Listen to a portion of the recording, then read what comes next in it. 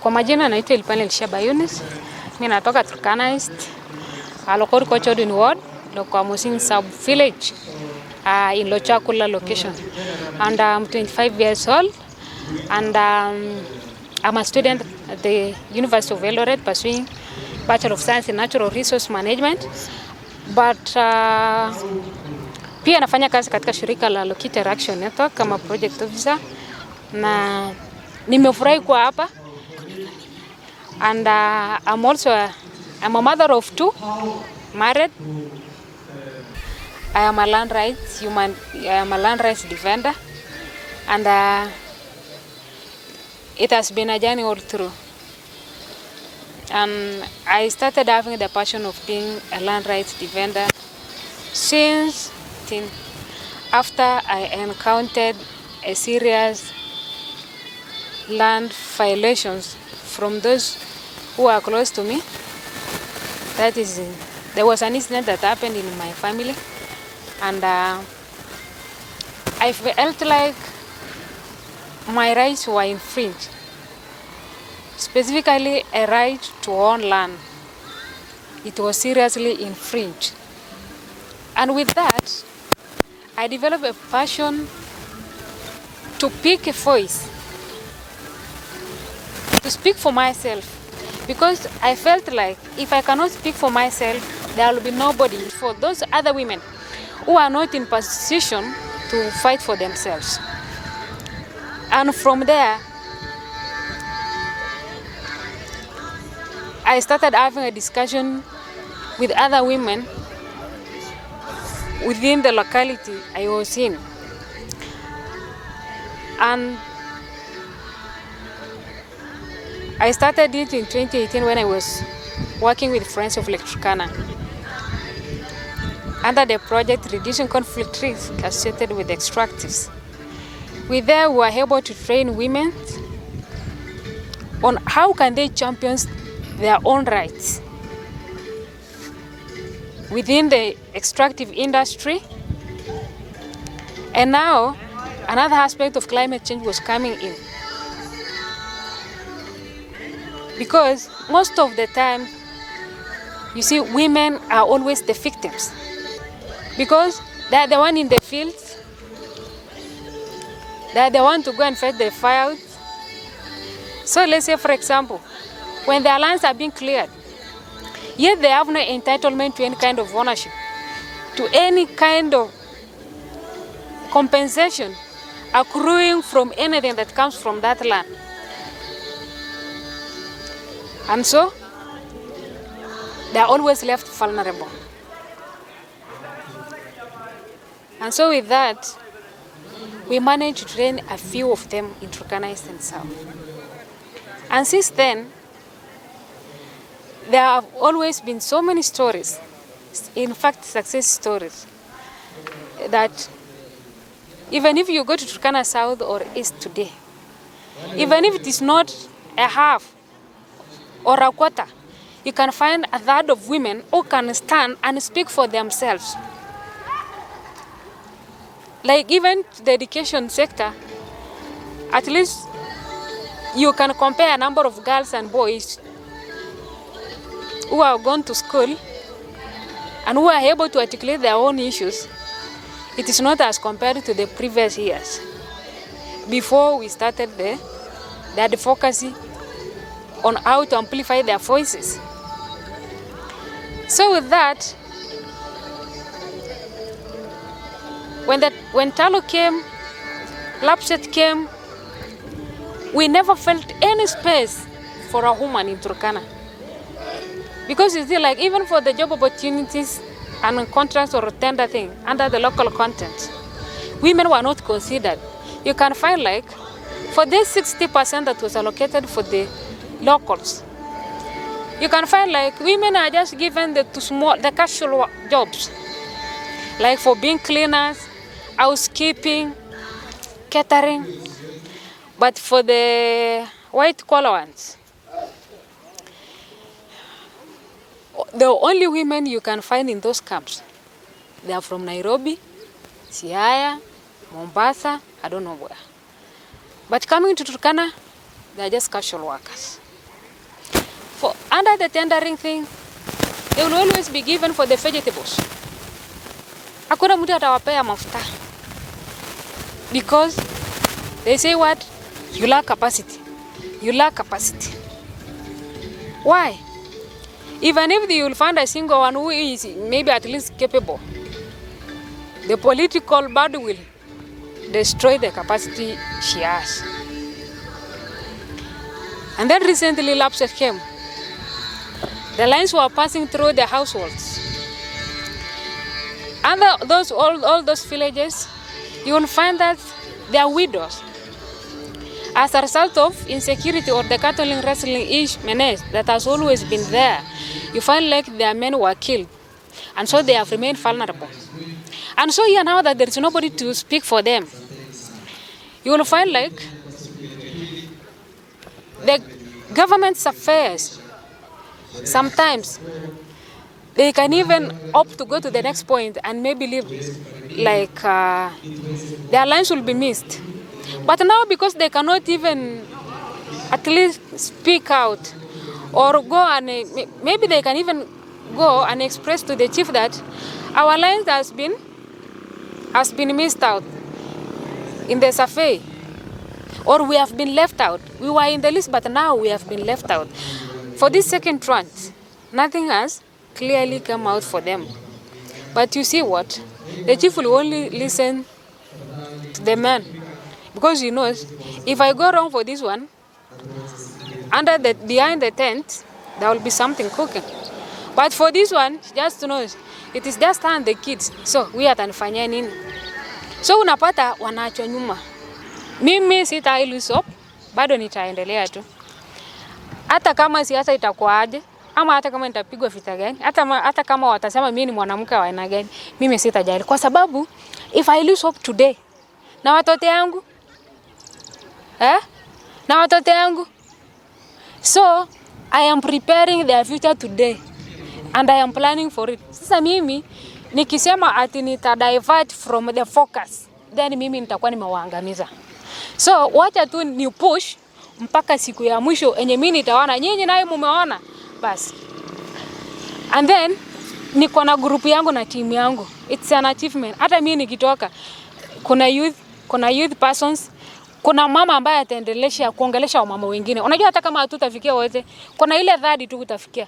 Hiyo third inaenda kwa ile third nyingine. Hiyo third. So at the third it goes to a quarter, a 3/4 and as it goes. So at least after like 5 to 3 years kutakuweko tuna at least kuna change itapatikana. Najua ingekuwa kitu yenye mimi peke yangu na drive, ingekuwa at least ni kitu inaweza fika mahali na katika. Lakini sasa because I am in a group, unaona niko na male champions wale wamekubaliana na mimi kuendesha hii nini. Wenye wamekataa nomsi kwamba ati mwanamke hawezi, unaona. Yeye pia anaambia wale wanaume mwanamke anaweza. Kwa youth tena tunakubaliana. Kwa mama sasa tuko na kikundi ambayo iko very solid. For Turkana and Pokoti case, I think previously it was about cattle wrestling, because the Pokoti used to draw their livelihood from hiyo wizi ya ng'ombe basically. So ikaendelea hivyo ikiwa tunadai kwamba ni kwa sababu tu ya ile kujitafutia. But recently ile kitu tumeona ni kwamba it is no longer about cattle wrestling, but instead it is about land, because 3/4 of the encroachment in Turkana it is being driven by, kwa sababu utapata there are some claims from the leaders kwamba some parts of Turkana ni zao, unaona, mpaka wakasema kwamba Lochakula, in fact they even converted the real name of Lochakula to Akulo. Akulo is a Pokoti name, but Lochakula is a Turkana name. And there are two administrative units. In duplicate, in Turkana it is Lochakula. In Pokot, it is Akulo. And these two locations, both of them they have chiefs. So the boundary issue, it is for the government to address it. After I lost the father of my kids, the family members walikuja wakasema whatever I had haikuwa yangu binafsi, starting from the land, magari, pesa yenye ilikuwa, mfugo, kila kitu ilichukuliwa. So I remained as blank as I am. Ilibaki tu mimi hivi hata yangu. So hivyo mimi niliona mchanga yangu yenye mimi mwenyewe nimepigania. So just because I'm a woman, so I don't have an entitlement to owning this land. So nikasema basi ni sawa. Na nikaona kama mimi mtoto mdogo, msichana mdogo nimefanywa hivi, basi tuko na wanawake wangapi wale wamefanywa hivyo?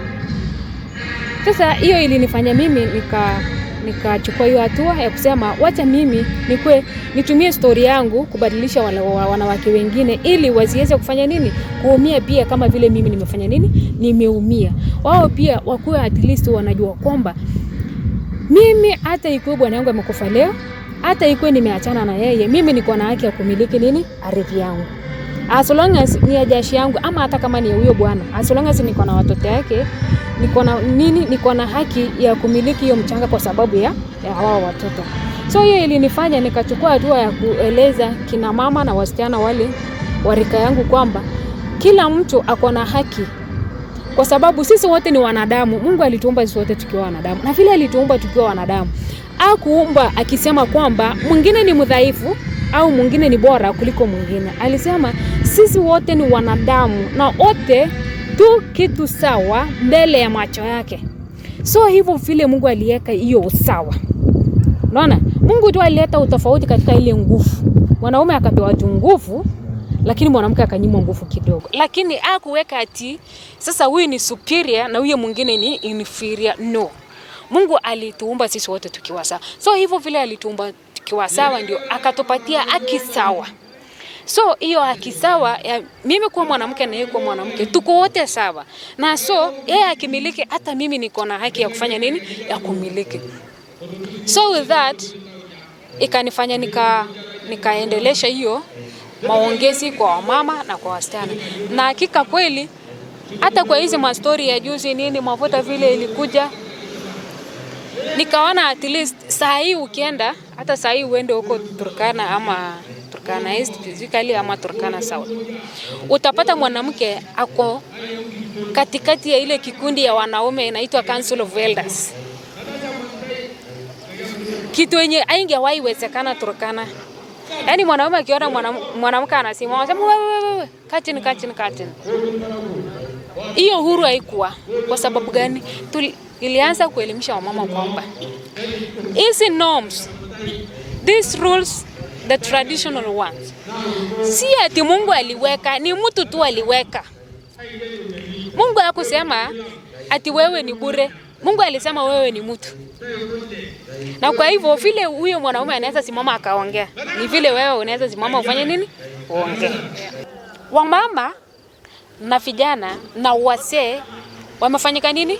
Wamekuwa kitu kimoja based on the previous training ile ya civic education. Ile tulikuwa tunajaribu tu kuambia mwanamke na mwanaume na kijana wote wakuwe pamoja, kwa sababu wao wote wakileta fikira zao pamoja, wakubaliane kwamba sisi tunataka kupushi maneno ya land rights, tunataka kufanya land registration yetu kwa sababu ya vitu mingi yenye imeingia ndio tupate haki yetu. So mkiwa pamoja itakuwa fanya nini? Itakuwa rahisi. Coming up with ideas, coming up with the proposal is very easy, but the implementation part of it has always been the challenge. How? Even there are few organizations that are willing and ready to support the community. They have always lacked the support. You know, even though the support is maybe from a few donors, it's not that enough. The support has always been not enough for a few organizations who are willing to support us. But now, the only thing that can make it successful or can bring the issue of conflicts between the counties, it is the intervention from the government.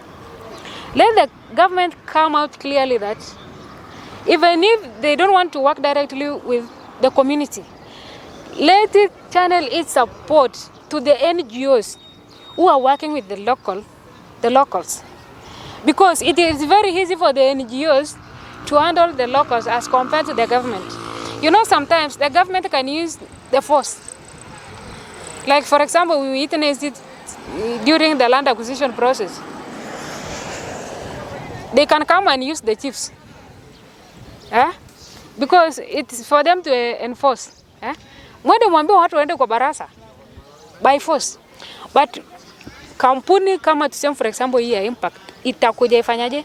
Inapigia wewe kama wewe ni partner wao, wanakupigia simu polepole, wanakuandikia mail, wanakuambia fanya hivi, organize a public baraza, tell the chief, tell the admin, tell the ward nini.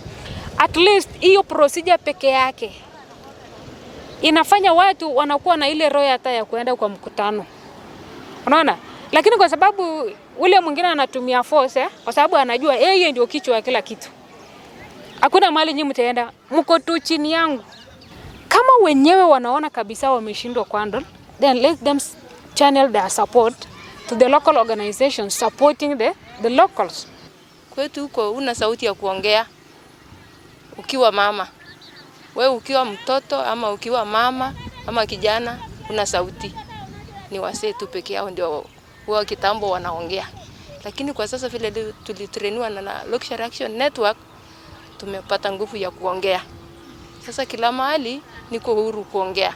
Msichana akituongoza sisi huyu Unity ni msichana mzuri ambaye anatufuatia sisi wote usawa. Angalii wasichana mwenzake au vijana au kina mama, lakini wanasema wote mkuja pamoja muwe kitu kimoja. Yeye anatusukuma kwa mafunzo ya kwamba muangalie haki ya ardhi yenu. Muangalie ardhi yenu na muangalie muwe na usawa. Ile hali ya kudunisha kina mama, ile hali ya kudunisha watoto imepitwa na wakati.